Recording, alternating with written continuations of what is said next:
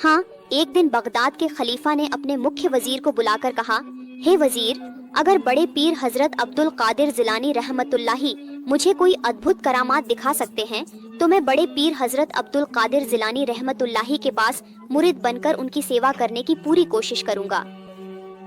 फिर बगदाद के खलीफा अपने मुख्य वजीर के साथ हजरत अब्दुल कादिर जिलानी, अल्लाह उन पर रहम करे, के दरबार की ओर चल पड़े। लंबी दूरी तय करने के बाद वे महान संत हजरत अब्दुल कादिर जिलानी रहमतुल्लाहि अलैहि की सेवा में पहुँचे। हजरत अब्दुल कादिर जिलानी रहमतुल्लाहि अलैहि, आप मुझसे कौन सी करामात देखना चाहते हैं? हजरत अब्दुल कादिर जिलानी रहमतुल्लाहि के इस सवाल पर खलीफा बहुत आश्चर्यचकित और शर्मिंदा हुए। फिर खलीफा ने विशेष विनम्रता से उत्तर दिया, हुजूर, अब शहर में वह फल कहीं नहीं मिलता। अगर आप मुझे 2 ऐसे फल लाकर खिला सकें तो मैं बहुत खुश होऊंगा। बड़े पीर हजरत अब्दुल कादिर जिलानी रहमतुल्लाही ने खलीफा की बात सुनकर और कुछ नहीं कहा, तुरंत मुराकबा में बैठ गए। कुछ समय ध्यान में रहने के बाद हजरत अब्दुल कादिर जिलानी रहमतुल्लाही ने ऊपर की ओर देखा और देखा कि जन्नत के एक पेड़ पर 2 पके फल लटक रहे हैं। तब बड़े पीर हजरत अब्दुल कादिर जिलानी रहमतुल्लाही ने अल्लाह से उन दोनों फलों के लिए प्रार्थना की। तुरंत ही एक फरिश्ता उन दोनों फलों के साथ बड़े पीर हजरत अब्दुल कादिर जिलानी रहमतुल्लाही के सामने हाजिर हो गया। बड़े पीर हजरत अब्दुल कादिर जिलानी रहमतुल्लाही ने मुनाजात की अवस्था में फरिश्ते के हाथ से फल लिए। इसके बाद बड़े पीर हजरत अब्दुल कादिर जिलानी रहमतुल्लाही ने खुद एक फल रखकर दूसरा खलीफा को दिया। बड़े हजरत अब्दुल कादिर जिलानी रहमतुल्लाही ने अपने फल को काटकर खुद थोड़ा खाया और उपस्थित सभी को खाने के लिए दिया। उस फल की सुगंध दरबार में फैल गई। फिर जब खलीफा ने अपने फल को काटा तो उस फल से सड़न की बदबू निकलने लगी। तब खलीफा हैरान होकर बड़े पीर हजरत अब्दुल कादिर जिलानी रहमतुल्लाही से पूछने लगे, हुजूर, यह क्या हुआ? मेरे फल से ऐसी बदबू क्यों निकल रही है?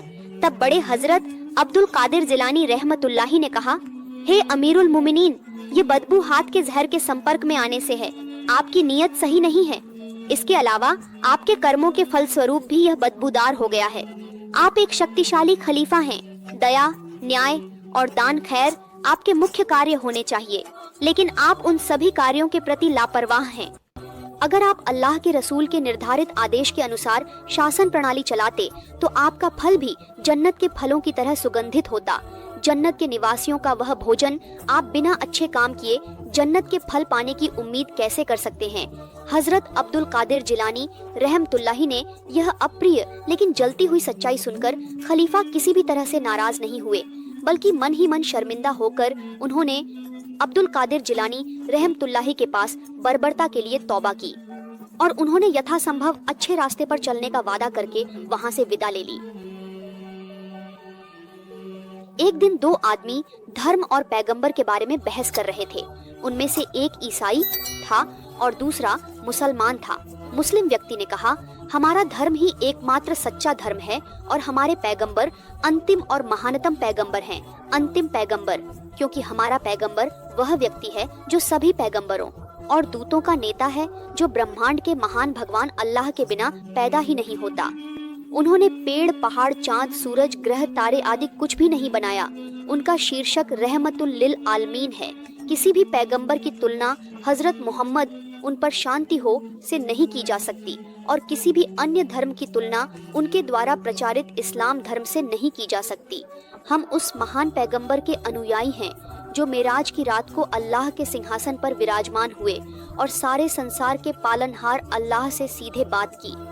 मुस्लिम व्यक्ति की बातें सुनकर ईसाई व्यक्ति ने कहा, जो व्यक्ति बिना पिता के केवल अल्लाह की शक्ति से, जब वह केवल 2 दिन का था, अपनी माँ, अपने साथियों और खुद को जन्म दिया, जिसने केवल एक शब्द से 1000 अंधे, बहरे, लंगड़े, अपंग, कोढ़ी को ठीक किया, जिसने 100-1000 मृतकों को वापस जीवन में लाया, उसकी तुलना किसी अन्य नबी से नहीं की जा सकती। किसी को केवल मुंह से सर्वश्रेष्ठ कह देने से वह सर्वश्रेष्ठ नहीं बन जाता।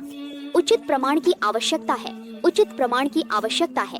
आपके पैगंबर मोहम्मद सल्लल्लाहु अलैहि वसल्लम ने कब किसी मरे हुए व्यक्ति को जीवित किया? अगर हो सके तो मुझे सबूत दिखाओ। क्या तुम्हारे पास कोई सबूत है?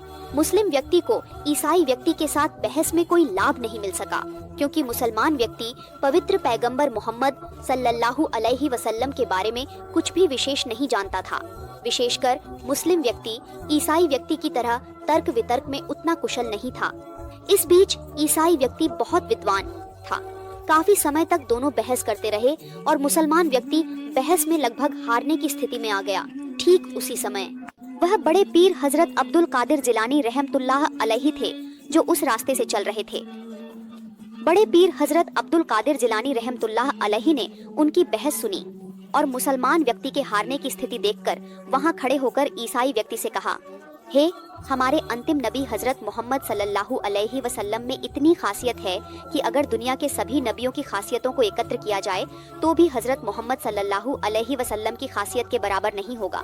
वह तो दूर की बात है, उनकी उम्मत में आज भी ऐसे कई लोग हैं जो मृत व्यक्तियों को जीवित कर सकते हैं। हजरत मोहम्मद सल्लल्लाहु अलैहि वसल्लम ने भी कई मृत लोगों को जीवित किया है। कई मृत शरीरों ने कब्र से उनके साथ बात की है और उनके सवालों का जवाब भी दिया है। हजरत ईसा अलैहि वसल्लम सच्चे नबी थे, यह मैं स्वीकार करता हूँ, लेकिन वह सबसे श्रेष्ठ नबी थे यह मैं किसी भी हाल में नहीं मान सकता, क्योंकि हजरत ईसा अलैहि वसल्लम ने खुद अंतिम नबी हजरत मोहम्मद सल्लल्लाहु अलैहि वसल्लम की श्रेष्ठता के बारे में गवाही दी है।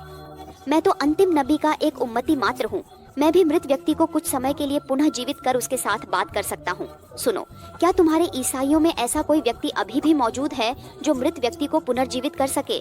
बड़े पीर हजरत अब्दुल कादिर जिलानी रहमतुल्लाह अलैहि की बातें सुनकर उस ईसाई व्यक्ति ने उत्तर दिया, नहीं, मेरे पास ऐसी कोई शक्ति नहीं है, लेकिन मैं यह नहीं मानता कि तुम्हारे पास ऐसी शक्ति है। अगर तुम किसी मृत व्यक्ति को जीवित कर उसके साथ बात कर सकते हो तो मैं मान लूंगा कि तुम्हारा इस्लाम धर्म सत्य और श्रेष्ठ है। मैं आज ही ईसाई धर्म छोड़कर इस्लाम धर्म अपनाऊंगा। बड़े पीर हजरत अब्दुल कादिर जिलानी रहमतुल्लाह अलैहि ने उस ईसाई व्यक्ति से कहा, चलो तुम मेरे साथ चलो, हम एक कब्रिस्तान चलते हैं, फिर तुम्हारी इच्छा के अनुसार किसी एक व्यक्ति को जीवित करेंगे और उसके साथ बात करके तुम्हें सुनाएंगे। उस ईसाई व्यक्ति ने तब कोई जवाब नहीं दिया। बड़े पीर हजरत अब्दुल कादिर जिलानी रहमतुल्लाह अलैहि एक कब्रिस्तान गए। ईसाई व्यक्ति के निर्देश के अनुसार बड़े हजरत अब्दुल कादिर जिलानी रहमतुल्लाह अलैहि एक बहुत पुराने कब्र के पास खड़े होकर बोले, कम्बे इल्लाह, अर्थात हे कब्रवासी, तुम अल्लाह के आदेश से जीवित हो जाओ। जैसे ही बड़े हजरत अब्दुल कादिर जिलानी रहमतुल्लाह अलैहि ने यह कहा, कब्र की एक तरफ से खुल गई और कब्र के अंदर से एक व्यक्ति बाहर आया। बल्कि हजरत अब्दुल कादिर जिलानी रहमतुल्लाह अलैहि ने उसे सलाम दिया और पूछा, हजूर आपने मुझे क्यों बुलाया? तब बड़े हजरत अब्दुल कादिर जिलानी रहमतुल्लाह अलैहि ने कहा, तुम कितने समय पहले इस दुनिया से विदा हुए थे? तब उस मृत व्यक्ति ने उत्तर दिया, मैं 100 साल पहले इस दुनिया से विदा हुआ था। फिर हजरत अब्दुल कादिर जिलानी रहमतुल्लाही ने फिर से कहा, ठीक है, तुम अब यहाँ से चले जाओ। इसके बाद हजरत अब्दुल कादिर जिलानी रहमतुल्लाही के निर्देश मिलते ही मृत व्यक्ति फिर से कब्र में चला गया। तब हजरत अब्दुल कादिर जिलानी रहमतुल्लाही ने ईसाई व्यक्ति से कहा, मैं सबसे श्रेष्ठ नबी हजरत मोहम्मद सल्लल्लाहु अलैहि वसल्लम का एक तुच्छ अनुयायी हूँ। अगर मुझे महान अल्लाह रब्बुल आलमीन ने मृत व्यक्ति को जीवित करने की शक्ति दी है, तो तुम कैसे कह सकते हो कि हमारे श्रेष्ठ नबी के पास ऐसी शक्ति नहीं थी? हमारे श्रेष्ठ नबी के पास इस तरह की शक्ति नहीं थी। ईसाई व्यक्ति तब समझ गया कि वास्तव में इस्लाम ही एकमात्र सही धर्म और जीवन प्रणाली है। फिर ईसाई व्यक्ति ने और कोई बात न बढ़ाते हुए तुरंत बड़े पीर हजरत अब्दुल कादिर जिलानी रहमतुल्लाही से माफी मांगी और कहा, हुजूर मुझे अभी कलमा पढ़कर मुसलमान बना दें और इस्लाम की छांव में शरण दें। इसके बाद हजरत अब्दुल कादिर जिलानी रहमतुल्लाही ने ईसाई व्यक्ति को कलमा पढ़ाकर मुसलमान बना दिया। सुभान अल्लाह। प्यारे दर्शकों, आइए एक बार कलिमा पढ़ें और कमेंट में लिखें, अल्लाह के अलावा कोई ईश्वर नहीं है और मोहम्मद अल्लाह के रसूल हैं। एक दिन बड़े पीर हजरत अब्दुल कादिर जिलानी रहमतुल्लाही अपनी चर्चा की महफिल में खड़े होकर चर्चा करते करते अचानक चर्चा रोक दी और उपस्थित श्रोताओं की ओर देखते हुए कहा, क्या तुम में से कोई मुझे अभी 100 दिनों का उद्धार दे सकता है? तब कई लोग बड़े पीर हजरत अब्दुल कादिर जिलानी रहमतुल्लाही के पास 100 दिनों का उद्धार देने के लिए आगे बढ़ने लगे। बड़े हजरत अब्दुल कादिर जिलानी रहमतुल्लाही ने एक व्यक्ति से 100 दिन का उद्धार लिया और अपने खादिम अब्बू रेजा को कहा, इन दिनों को लेकर तुम तुरंत कब्रिस्तान चले जाओ। वहाँ जाकर देखोगे कि एक वृद्ध व्यक्ति बांसुरी बजाकर गाना गा रहा है। तुम उसे ये दिन दोगे। अब्बू रेजा बड़े पीर हजरत अब्दुल कादिर जिलानी रहमतुल्लाही के आदेश के अनुसार उन दिनों को लेकर कब्रिस्तान गए और सच में देखा कि एक वृद्ध व्यक्ति बांसुरी बजाकर गाना गा रहा है। अब्बू रेजा ने बड़े पीर हजरत अब्दुल कादिर जिलानी रहमतुल्लाही के आदेश के अनुसार उन दिनों को उस वृद्ध बांसुरी वाले को दे दिया। अचानक इतने सारे दिन पाकर वृद्ध बांसुरी वाला खुशी से झूम उठा और अब्बू रेजा से पूछा, भाई ये दिन तुम्हें किसने दिए? तब उसने जवाब दिया, बड़े पीर हजरत अब्दुल कादिर जिलानी रहमतुल्लाही ने तुम्हें देने के लिए मुझे भेजा है। तब वृद्ध ने अब्बू रेजा से कहा, चलो भाई, मैं तुम्हारे साथ जाकर उस व्यक्ति से मिलूंगा। इसके बाद अब्बू रेजा वृद्ध को लेकर बड़े हजरत अब्दुल कादिर जिलानी रहमतुल्लाही के दरबार में पहुंचे। बड़े पीर हजरत अब्दुल कादिर जिलानी रहमतुल्लाही ने उस वृद्ध को पास बुलाया। बहुत स्नेह भरे स्वर में उन्होंने कहा, अपने जीवन की घटनाएं सुनाओ। उपस्थित सभी को सुनाते हुए हजरत अब्दुल कादिर जिलानी रहमतुल्लाही के आदेश पर वृद्ध व्यक्ति ने कहना शुरू किया, बचपन से ही मेरे संगीत के प्रति गहरा आकर्षण था। मैंने विभिन्न जगहों से गाना और बजाना सीखा। मैं एक विशेष प्रसिद्ध गायक और बांसुरी वादक के रूप में राजा, बादशाह, अमीर और अन्य बड़े लोगों की महफिलों में गाकर और बांसुरी बजाकर बहुत प्रशंसा प्राप्त करता था। मैंने अमीरों से बहुत सारा पैसा कमाया है और उसे लापरवाही से खर्च किया है। दिन रात मौज मस्ती और मनोरंजन में जिया है। आम लोगों को मेरा संगीत सुनने का अवसर नहीं मिलता, क्योंकि महान लोगों की आनंदपूर्ण सभाओं में मेरी प्रशंसा का कोई अंत नहीं था। धीरे धीरे मैं जवानी पार करके बुढ़ापे में पहुंच गया। मेरी आवाज चली गई और वाद्य बजाते समय मेरे हाथ कांपने लगे। इसलिए मैं अब वायलिन को उस तरह से ट्यून नहीं कर सकता था। मेरा आत्मसम्मान धीरे धीरे कम होने लगा। मेरी स्थिति अब इस बिंदु पर पहुंच गई है कि कोई भी मुझे संगीत बजाने के लिए आमंत्रित नहीं करता, यहाँ तक कि मुझे पैसे भी नहीं देता। जब मैं युवा था मेरे पास बहुत पैसा था, लेकिन मैंने कुछ भी निवेश नहीं किया। मैंने सोचा था कि मेरे दिन हमेशा ऐसे ही चलते रहेंगे, लेकिन अब कोई मुझे मुट्ठी भर भीख भी नहीं देता। इसलिए मैं अपना दिन सड़कों पर भटकते हुए बिताता हूँ। एक दिन एक आदमी ने मुझसे मजाक करते हुए कहा, कोई भी जीवित व्यक्ति आपको आपका संगीत बजाते हुए कभी नहीं सुन सकेगा। उन्होंने मुझसे मजाक करते हुए कहा, अब कब्रिस्तान में जाओ और मृतकों के गीत सुनो। मैं निश्चित रूप से यह समझ गया। फिर भी उस दिन से मैं गांव छोड़कर कब्रिस्तान में चला गया और संगीत बजाने लगा। मैंने कसम खाई कि मैं फिर कभी जीवित लोगों के लिए नहीं गाऊंगा और कुछ दिनों तक मैं कब्रिस्तानों में संगीत बजाता रहा। लेकिन कल रात जब मैं वायलिन बजा रहा था और गा रहा था तो कब्र में से एक आदमी ने मुझसे कहा, ओ वायलिन वादक, तुम कब तक मृतकों के लिए गाते रहोगे? अब थोड़ा खुद ही सोचो। एक मरे हुए व्यक्ति की कब्र से ऐसी सलाह सुनकर मैं तब बेहोश होकर गिर पड़ा और कितनी देर तक मैं बेहोशी की हालत में था यह मुझे खुद भी नहीं पता। फिर उस वृद्ध बांसुरी वादक ने अपनी बांसुरी को दूर फेंक दिया। बड़े पीर हजरत अब्दुल कादिर जिलानी रहमतुल्लाही के पास तौबा की और सच्चे रास्ते पर चलने का संकल्प किया और हजरत अब्दुल कादिर जिलानी रहमतुल्लाही के सामने कलमा पढ़कर मुसलमान हो गया। सुभान अल्लाह। एक दिन बड़े पीर हजरत अब्दुल कादिर जिलानी रहमतुल्लाही कुछ मिर्च लेकर कहीं जा रहे थे। रास्ते में एक नदी आई।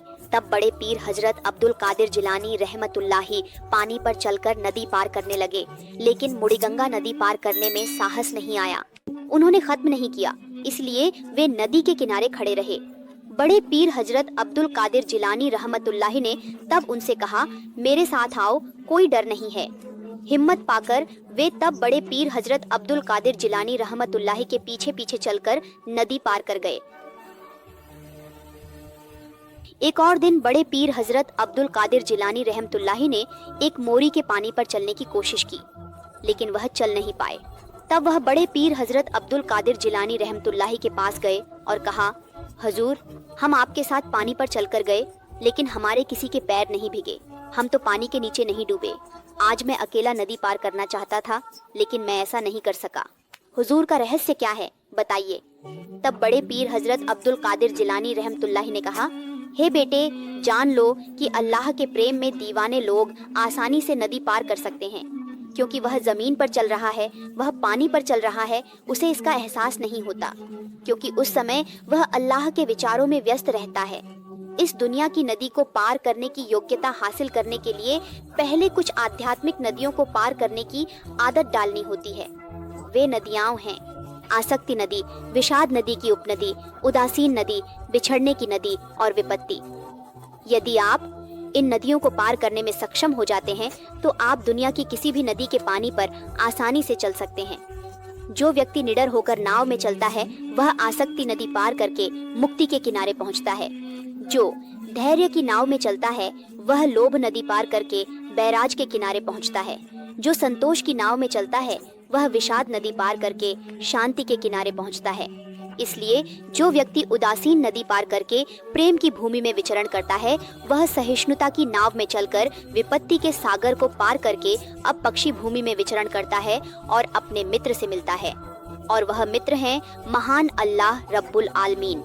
महान अल्लाह रब्बुल आलमीन की संगति पाने के लिए तुम्हें इन नदियों को पार करना ही होगा। एक दिन बड़े पीर हजरत अब्दुल कादिर जिलानी रहमतुल्लाही देश भ्रमण के लिए निकले और एक नए शहर में पहुंचे। वहां उन्होंने एक विशाल जनसभा में चर्चा की।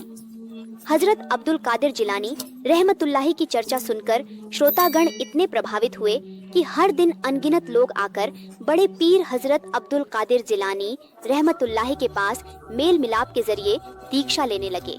शहर के हर जगह बड़े बड़े हजरत अब्बू अब्दुल कादिर जिलानी के नाम पर खुशी के नारे लगने लगे, ईश्वर उन पर रहम करे। इस शहर में एक साधु रहता था, महान नायक हजरत अब्दुल कादिर जिलानी अल्लाह उन पर रहम करे कि सार्वजनिक रूप से प्रशंसा सुनकर संत तीव्र ईर्ष्या और घृणा से भर गए। वह मन ही मन सोच रहा था कि इस शहर में आने के बाद इतने कम समय में इस आदमी ने यहाँ के लोगों के मन पर कितना प्रभाव डाला है। अगर यह आदमी कुछ दिन और यहाँ रहा तो मेरा प्रभाव, प्रतिष्ठा और सम्मान सब नष्ट हो जाएगा। इस आदमी को यहाँ से बाहर निकालना ही होगा, चाहे कुछ भी हो। ये सब सोचकर महान संत हजरत अब्दुल कादिर जिलानी ने रहमतुल्लाह को एक पत्र लिखा। उन्होंने पत्र में लिखा था कि हे विदेशी यात्री, आप थोड़े समय के लिए हमारे शहर में आए हैं। यह कुछ दिनों में फिर से चला जाएगा, लेकिन आप यहाँ के लोगों को अपना आज्ञाकारी बनाने की कोशिश क्यों कर रहे हैं? मैं समझता हूँ कि आप मेरा सम्मान, प्रभाव और प्रतिष्ठा नष्ट करना चाहते हैं, और यही कारण है कि तुम स्वयं को मुझसे अधिक बुद्धिमान और गुणवान बताकर लोगों के सामने मुझे छोटा दिखाने की कोशिश कर रहे हो। मुझसे तुम्हारी यही एक शत्रुता है कि तुमने मेरे असंख्य निर्दोष अनुयायियों को अपनी आज्ञाकारी प्रजा बना लिया है।